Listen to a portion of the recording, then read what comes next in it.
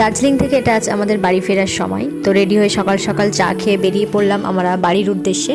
তো বাড়ি যাওয়ার পথে কিছু কিছু স্পট আমরা ভিজিট করেছিলাম, তার মধ্যে এটা হচ্ছে একটা পাইন ফরেস্ট মতো।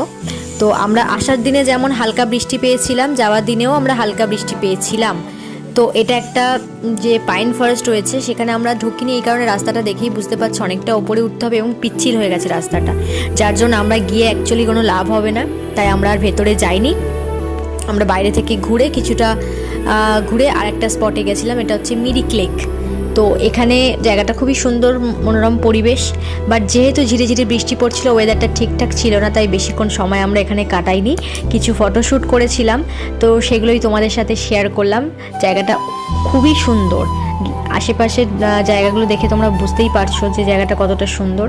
তো আমরা বাট প্রচণ্ড ঠান্ডাও ছিল, আমরা শুধু ফটোশ্যুট করার জন্য আমরা সোয়েটারটা জাস্ট খুলে ফটোশ্যুট করে দেন আমরা একটা যে নার্সারিতে চলে গেছিলাম কিছু গাছ নেওয়ার জন্য। আমরা নিয়েও ছিলাম কিছু গাছ, এবং যেহেতু দিনটা মানে বৃষ্টি, তো আবহাওয়াটা খুবই সুন্দর, আমরা বাড়ির দিকেই রওনা দিলাম। তো সত্যি কথা বলতে গিয়ে আমরা কাজের ফাঁকে সত্যি সময় পাই না, তবে সবাইকে বলবো কাজের ফাঁক মানে কাজ যতই থাকুক না কেন সময় করে একটু ঘুরে আসা।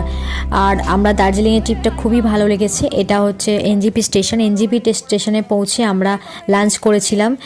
লাঞ্চ এত দিনের খাবার আর এই খাবারটার সাথে আকাশ পাতাল তফাৎ আমরা পেয়েছি।